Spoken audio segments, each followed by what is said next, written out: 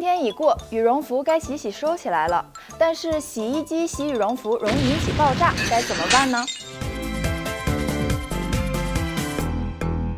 方法一，可以用宽松的网兜套住羽绒服进行固定，这样可以防止羽绒服在洗衣机高速运转时过分膨胀，引发爆炸。